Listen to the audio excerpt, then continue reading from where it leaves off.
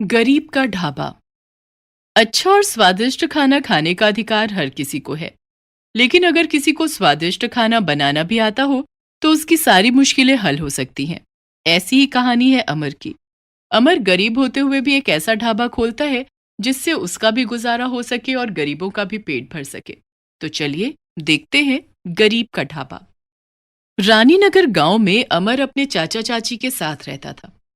बचपन में ही एक सड़क हादसे में अमर के माता पिता चल बसे थे।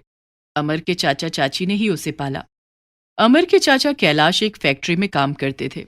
उनके काम पर चले जाने के बाद अमर पर चाची शोभना के जुल्म शुरू हो जाते थे। वो बचपन से ही अमर से घर के सारे काम करवाती, यहाँ तक कि खाना भी अमर से ही बनवाती थी। ये सब करते करते काफी साल बीत गए और अमर अब 14 साल का हो गया था। अमर, अरे ओ अमर, कहाँ मर गया? शोभना की आवाज सुनकर अमर भागकर वहां आया। जी चाची जी, आपने बुलाया? जाकर मेरे लिए एक कप चाय बना दे और दोपहर के खाने में बैंगन की भाजी, भिंडी फ्राई और रोटियां बना ले। चाचा जी को खाना देने भी जाना है। जी जी चाची जी, अभी बनाता हूँ। बचपन से खाना बनाने के कारण अमर अब बहुत अच्छा खाना बनाने लगा था। खाना बनाने के बाद वो रोज अपने चाचा कैलाश को खाना पहुंचाने फैक्ट्री जाया करता था। लेकिन चाची शोभना के डर से उसने कभी अपने चाचा जी को कुछ नहीं बताया। गांव में अमर का बचपन का दोस्त राघव रहता था। अरे अमर, रुक जा, कहाँ जा रहा है? अरे राघव, चाचा जी को खाना देने जा रहा हूँ। तुझे तो पता है ना कि 1 मिनट भी देर हो गई तो चाची मुझे बहुत मारेगी। अमर, अब तो कब तक अपनी चाची के जुल्म सहता रहेगा यार? मैं भी क्या कर सकता हूँ राघव, चाचा और चाची के अलावा मेरा और कोई सहारा नहीं है। अमर, तुझे किसी सहारे की जरूरत नहीं है, तू अपना सहारा खुद बन सकता है। तू कहना क्या चाहता है राघव? मैं कुछ समझा नहीं। अमर, तेरा सहारा है तेरे ये दोनों हाथ। तू घर का सारा खाना बना लेता है, समझा? जिस तरह तू घर के लिए खाना बनाता है उसी तरह तू दूसरों के लिए भी खाना बना सकता है, समझा? और उसे बेच सकता है। इससे तेरी कमाई होगी और तू अपने पैरों पर खड़ा हो सकेगा। फिर तुझे अपनी चाची की गुलामी नहीं करनी पड़ेगी। राघव, तेरा आइडिया बहुत अच्छा है, लेकिन मेरे दोस्त, मेरी चाची मुझे कभी ये काम नहीं करने देगी। और फिर इस काम के लिए पैसे कहां से आएंगे? अरे, तुझे इस काम के लिए किसी से इजाजत लेने की जरूरत नहीं है। तू अपने चाचा जी की अलमारी से कुछ पैसे निकाल कर शहर भाग जा और वहां अपना काम शुरू कर ले। नहीं राघव, ये तो चोरी है। मैं अपने चाचा जी को धोखा नहीं दे सकता। अमर राघव से बातें करते हुए अपने चाचा कैलाश की फैक्ट्री पहुंच जाता है और उन्हें खाना भी दे देता है। उसके बाद वो घर आ जाता है। वो चाचा जी के घर आने से पहले रात का खाना भी बना देता है। रात को खाना खाने के बाद सब सो जाते हैं, लेकिन अमर की आंखों में नींद नहीं थी। उसके कानों में राघव की बातें गूंज रही थी। अमर मन ही मन सोचता है, चाचा जी के पैसे चोरी नहीं करूंगा, लेकिन यहां से भाग तो सकता ही हूं। शहर जाके कुछ ना कुछ कर लूंगा। अमर ने अपनी जेब टटोली तो उसमें 200 रुपए पड़े थे, जो उसे चाचा जी ने जेब खर्च के लिए दिए थे। चाचा और चाची गहरी नींद में सो रहे थे। अमर ने उसी रात अपने कपड़ों की एक गठरी बनाई और घर से निकल पड़ा। पैदल चलता हुआ वो बस स्टैंड तक पहुंचा और शहर जाने वाली बस में बैठ गया। अमर के पास बस के टिकट के लिए पूरे पैसे नहीं थे।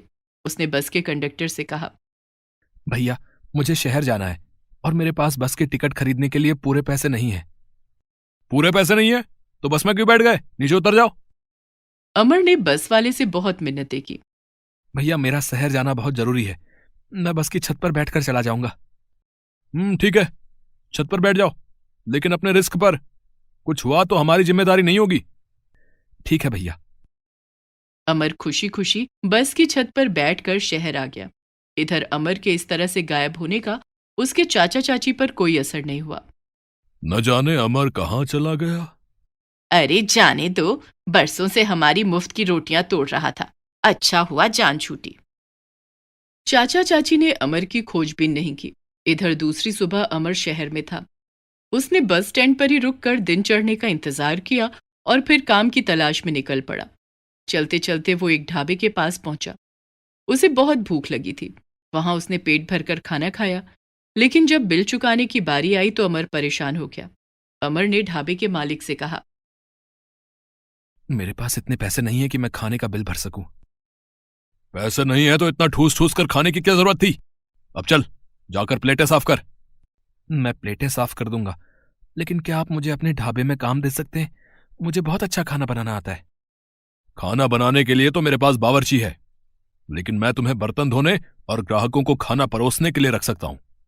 इस तरह से अमर को उस ढाबे में काम मिल जाता है। अमर वहीं काम भी करता और रात को उसी ढाबे में सो जाता। अमर रोज ढाबे में बर्तन धोता और ग्राहकों को खाना खिलाता। एक दिन ढाबे का बावर्ची काम पर नहीं आया। हमारा बावर्ची कुछ दिनों की छुट्टी पर गांव जा रहा है। इतने दिन ढाबे पर खाना कौन बनाएगा? मेरा तो धंधा ही चौपट हो जाएगा। मालिक, अगर आप कहें तो मैं खाना बना दूं। मैं बहुत अच्छा खाना बनाता हूं। आपके ढाबे पर ग्राहकों की भीड़ लग जाएगी। बहुत बड़ी बड़ी बातें कर रहा है। चल ठीक है, आज से खाना तू बनाएगा। अमर ने खुशी खुशी उस दिन ढाबे में खाना बनाया, और वो भी फटाफट। बस 2 से 3 घंटों में अमर ने दाल फ्राई, दाल मखनी, पालक आलू, छोले, राजमा, मटर पनीर, जीरा राइस, मिक्स वेज और स्टीम्ड राइस बना लिए। आखिरी में वो गर्मा गर्म रोटियां सेक कर ग्राहकों को खाना खिलाने लगा। उस दिन सबने अमर के हाथ के बने खाने की बहुत तारीफ की। अब अमर रोज ढाबे पर खाना बनाने लगा। ढाबे पर ग्राहक भी पहले से ज्यादा आने लगे थे। करीब 6 महीने तक अमर ने ढाबे पर खाना बनाया। ढाबे के मालिक ने अमर की तनख्वाह भी बढ़ा दी थी। एक दिन जब से मैंने ढाबे पर खाना बनाना शुरू किया है, खाने की डिमांड और बिक्री दोनों बहुत बढ़ गई हैं। क्यों ना मैं अपना खुद का ढाबा खोल लूं, फिर यही ग्राहक मेरे ढाबे पर आना शुरू कर देंगे। इतने दिनों में मैंने कुछ पैसे भी जोड़ लिए हैं। अब अमर ढाबे की नौकरी छोड़कर अपना खुद का ढाबा खोल लेता है। पहले उसने छोटे छोटे बर्तनों से शुरुआत की। वो खाना कम बनाता, लेकिन उसके खाने में वैरायटी ज्यादा होती थी। उसके ढाबे पर पहले ही दिन से ग्राहक आने लगे। धीरे धीरे ग्राहक इतने ज्यादा आने लगे कि खाना बहुत जल्दी खत्म हो जाता था। अमर ने कुछ पैसे जोड़कर बड़े बड़े बर्तन खरीदे, और अब वो पहले से ज्यादा खाना बनाने लगा। अरे भाई, एक प्लेट पिंडी चना और 4 बटर रोटी लगा दो। अभी लो साहब। अरे भाई, पनीर की सब्जी नहीं है क्या? है ना साहब, शाही पनीर, पनीर पसंदा, पनीर 2 प्याजा सब है। तो मेरे लिए एक प्लेट पनीर पसंदा और 3 बटर रोटी लगा दो।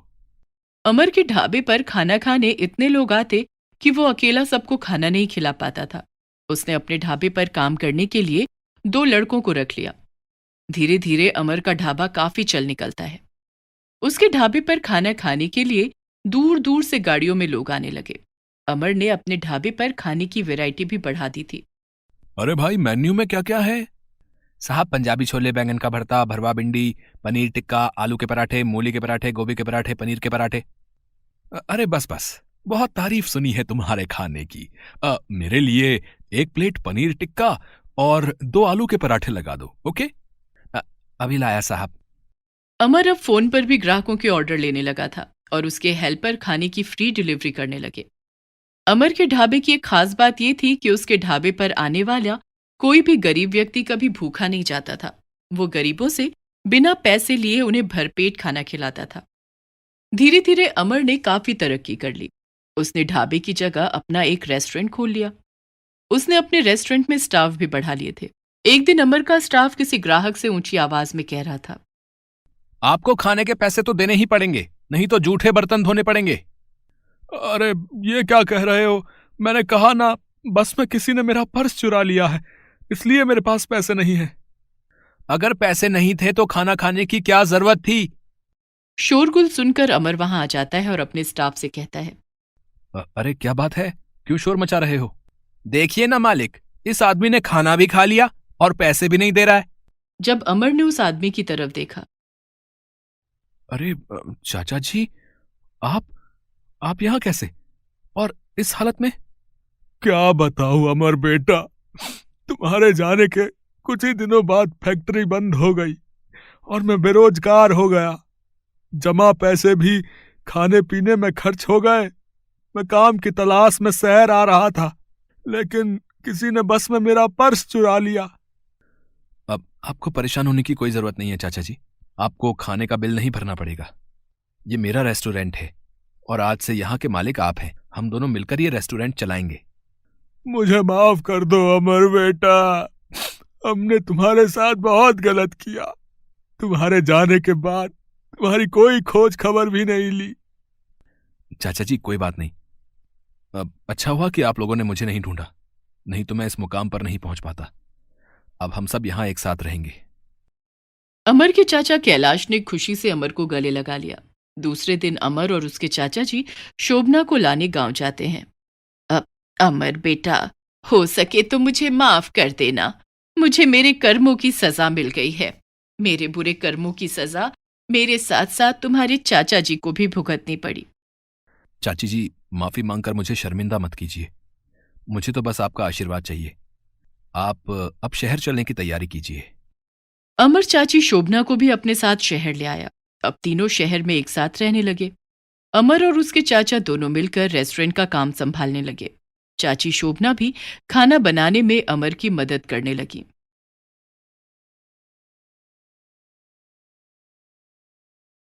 कंजूस मक्खी चूस हलवाई। अरे रमेश बेटा, अच्छा तो अब तुम संभालने लगे दुकान। बढ़िया है। काशी भैया को अब आराम की जरूरत है। हाँ चाचा, लेकिन मुझे पता है कि पापा का मन थोड़ा ही लग रहा होगा घर पर। मन लगेगा भी कैसे बेटा?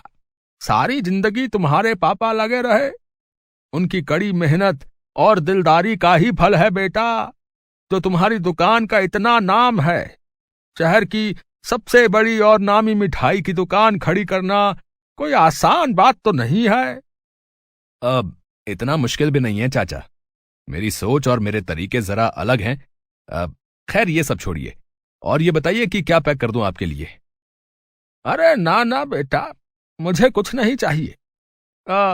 वो तो रोज की तरह मेरी आदत है। रोज शाम को जब तक तुम्हारे पापा के साथ उनकी दुकान पर गर्मा गर्म चाय और एक समोसा न खा लूं, तब तक शाम का मजा ही नहीं आता। चलो फिर, आज तुम्हारे पापा नहीं तो तुम्हारे साथ ही सही, पर सिर्फ चाय ही मंगवाना। आज खाना जरा देर से खाया था तो समोसा नहीं खाऊंगा। ठीक है चाचा, तो आपकी चाय के हो गए 20 रुपए। वैसे चाचा, समोसा ना सही, ये एक मठरी ही ले लीजिए। वैसे तो मैं पाव भर से कम नहीं देता, लेकिन आपको एक पीस दे दूंगा। बस 5 रुपए ही लूंगा इसके। पर बेटा, तुम्हारे पापा ने तो कभी मुझसे चाय और समोसे के पैसे नहीं लिए। तुम भूल गए क्या? वो और मैं बचपन के दोस्त हैं। देखिए चाचा, पापा जो बेवकूफियां करते थे वो मैं नहीं करूंगा। पापा आपसे घर पर ही रहेंगे और ये दुकान मैं अपने हिसाब से चलाऊंगा।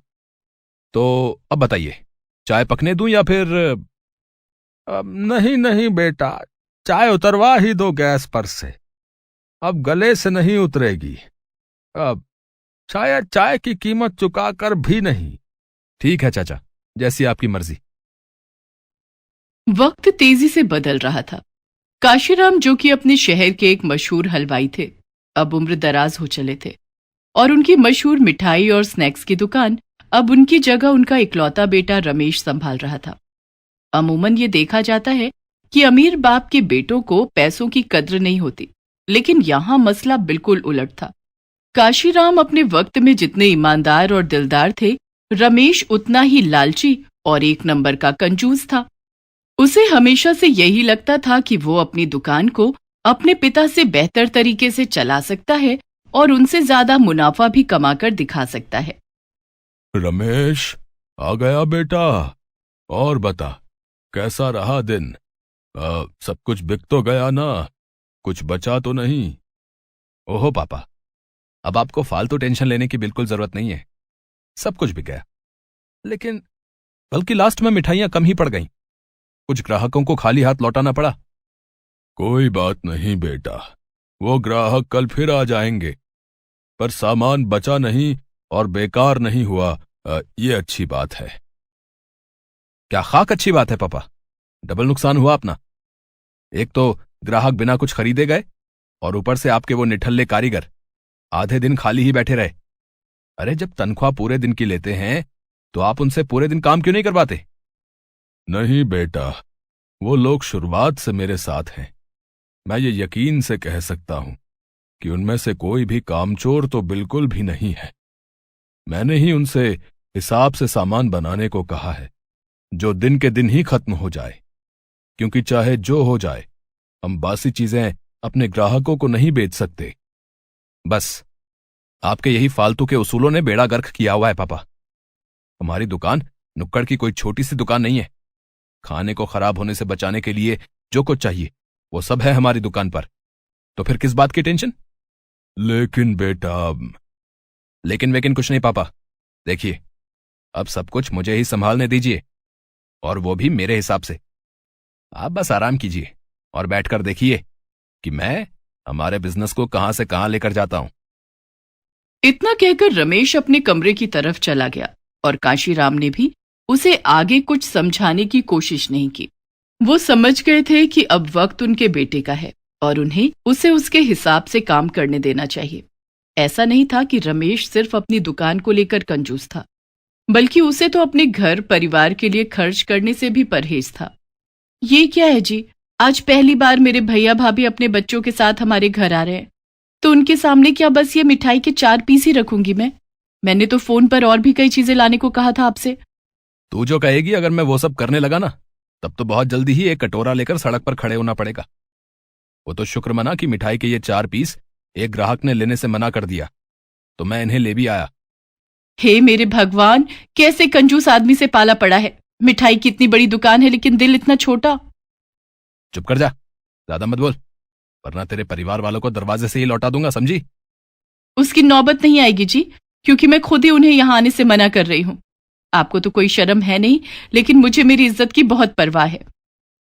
रमेश की हद से ज्यादा कंजूसी से हर कोई परेशान था। अपनी दुकान के किसी भी कारीगर को वो 1 मिनट भी खाली नहीं बैठने देता था और ढेर सारी मिठाइयां बनवा कर रख लेता था, फिर चाहे वो बिके या पड़ी पड़ी खराब ही क्यों ना हो जाए। लेकिन भैया, ये सब ज्यादा तो नहीं हो जाएगा? बड़े मालिक को और उनके तौर तरीकों को तुम सब भूल जाओ, समझे? अब वैसे तुम सब नहीं, क्योंकि अब मैं कोई फालतू बोझ नहीं उठाऊंगा। मैंने फैसला किया है कि अब से मेरी दुकान पर सिर्फ बिरजू और इसका बेटा ही काम करेंगे। बाकी सब अपना हिसाब लो और निकलो। लेकिन भैया, मैं अकेला कैसे सब कुछ कर पाऊंगा? मेरा बेटा तो बहुत छोटा है, उसकी तो पगार भी नहीं लगी। वो तो बस ऐसे ही मदद के लिए आ जाता है मेरे साथ। देख बिरजू, मैंने जो कहना था कह दिया। अब तो देख ले, मेरे साथ काम करना है या फिर इन लोगों के साथ तेरा भी हिसाब जोड़ूं। बिरजू कई सालों से काशीलाल के लिए काम करता आया था और उन्हीं की खातिर वो रमेश की हर कारगुजारी को बर्दाश्त करता रहा। लेकिन रमेश की कंजूसी और लालच इस कदर बढ़ चुका था कि अब वो सही और गलत का फर्क भी भूल चुका था। ना भैया, ये समोसे और ये मिठाई अब नहीं बेच सकते। परसों के बने रखे हैं, देखिए ना, इन पर मक्खियां चिपक गई हैं और फंफूदी भी जमने लगी है। ग्राहक देखते ही समझ जाएगा कि ये सब बासी हैं, और फिर ये गलत भी तो है। क्या सही है और क्या गलत, अब तू बताएगा मुझे? ग्राहक को कुछ पता नहीं चलेगा। सिर्फ 10 समोसे और 10 मिठाई के पीस ताजे बना दे और ऑर्डर की टोकरी में सबसे ऊपर रख देना। और हाँ, ये जो मक्खियां चिपकी हैं, अपने बेटे को लगा दे इन्हें हटाने के काम पर। देखिए भैया, हमसे तो ये पाप ना हो पाएगा। ये ऑर्डर छोटे बच्चों के लिए जा रहा है और ये सामान खाने लायक तो बिल्कुल भी नहीं है। अच्छा, तो साफ साफ सुन ले भाई, मुझसे भी अब तेरा बोझ नहीं उठाया जाएगा। चुपचाप मेरे हिसाब से मेरा काम कर, नहीं तो काम से ही निकाल देंगे ना। उसकी नौबत नहीं आएगी भैया, क्योंकि हम खुद ही काम छोड़ के जा रहे हैं। लाओ, हमारा हिसाब कर दो फटाफट। नौकरी तू छोड़कर जा रहा है, मैंने तुझे नहीं निकाला, तो फिर हिसाब कैसा? चल, अब अपनी ये मनहूस शक्ल लेकर निकल मेरी दुकान से। इस तरह रमेश के पास उसकी दुकान पर काम करने के लिए अब एक भी कारीगर नहीं बचा। वो पैसे बचाने के चक्कर में खुद ही सारी दुकान के काम करने लगा, इसलिए अब उसे रोकने टोकने वाला कोई था ही नहीं, तो वो बिना डरे वो करने लगा जो सरासर गलत था। ना, ये पैकेट वाला बेसन नहीं, वो जो सामने रखा है वो वाला दे दो। पर भैया, उसमें कीड़े पड़ गए हैं, वो तो मैं फेंकने वाला हूं। अच्छा, तो ऐसा करो, मुझे दे दो, मैं जाते हुए फेंक दूंगा। वैसे और क्या क्या है जो तुम फेंकने वाले हो? ये सारा माल खराब हो गया है, अभी मैं अपने लड़के से फेंकवाने वाला हूं ये सब। अच्छी बात है, ऐसा करो, ये सब मुझे दे दो। मैं फेंक दूंगा। अरे, आपका बहुत बहुत शुक्रिया भैया, पर ये तो बताइए कि बेसन कितना तो लूं? नहीं, अभी रहने दो, बाद में आकर ले जाऊंगा। रमेश ने वो सारा खराब हो चुका माल कहीं नहीं फेंका, बल्कि उसने उस सामान से ही अपनी दुकान के लिए मिठाइयां और दूसरा सामान बना दिया। उसे लगा कि ऐसा करके वो पैसों की बचत कर रहा है, लेकिन वो ये बात भूल गया कि ये सब करके वो कई लोगों की जान से खिलवाड़ कर रहा है। सर, कुछ तो दया कीजिए। 2 दिनों से एक भी ग्राहक मेरी दुकान पर नहीं आया। एक तो मैं वैसे ही इतना परेशान हूं, ऊपर से आप मुझ पर इतना बड़ा जुर्माना लगा रहे हैं। भाई शुक्र मनाओ कि सिर्फ जुर्माना ही लगाया तुम पर। अगर तुम काशीराम जी के बेटे नहीं होते तो इस वक्त जेल में बैठाकर वहीं मक्खियां गिन रहे होते जो तुम्हारी मिठाइयों पर चिपकी हुई थी। बेटा, 3 दिन पहले तुमने जिस पार्टी में स्नैक्स डिलीवर किए थे, वहां शामिल हुए सभी लोग इस वक्त हॉस्पिटल में हैं, तुम्हारे खराब स्नैक्स खाने की वजह से। रमेश की कंजूसी कई लोगों को हॉस्पिटल पहुंचा चुकी थी और रमेश की जेल पहुंचने की नौबत आ चुकी थी, क्योंकि उसके पास जुर्माना चुकाने के पैसे सच में नहीं थे। लेकिन फिर काशीराम जी, आपने इस बार तो इसे बचा लिया, लेकिन अगर सब कुछ ऐसे ही चला तो माफ कीजिएगा, मैं आगे से कोई मदद नहीं कर पाऊंगा। नहीं सर, ऐसी नौबत फिर कभी नहीं आएगी, ये मेरा वादा है आपसे। पापा, लेकिन आपके पास इतने पैसे आए कहां से? बेटा, पैसे कहां से आए ये जरूरी नहीं है। फिलहाल मुझे ये बताओ कि ये नौबत कैसे आई। रमेश कुछ न कह सका, लेकिन उसकी आंखों से बहते आंसुओं ने उसकी शर्मिंदगी जाहिर कर दी थी। फिर काशीराम ने उसे समझाते हुए कहा, रमेश, जो हो गया उसे तो हम नहीं बदल सकते, लेकिन आगे क्या करना है वो अब भी हमारे ही हाथ में है बेटा। रमेश अपने पिता का इशारा समझ चुका था और अब उसने अपने पिता के हिसाब से चलने का फैसला कर लिया, क्योंकि उसे समझ आ गया था कि बचत करने और कंजूसी करने में क्या फर्क है। रमेश ने फिर से अपने सभी पुराने कारीगरों को बुलाया और उनकी मदद से फिर से अपना काम शुरू किया, लेकिन इस बार वो सब कुछ अपने पिता काशीराम के तौर तरीकों के साथ कर रहा था, जिससे कारोबार फिर से बढ़ने लगा और रमेश भी सबकी नजरों में एक अच्छा इंसान बन गया।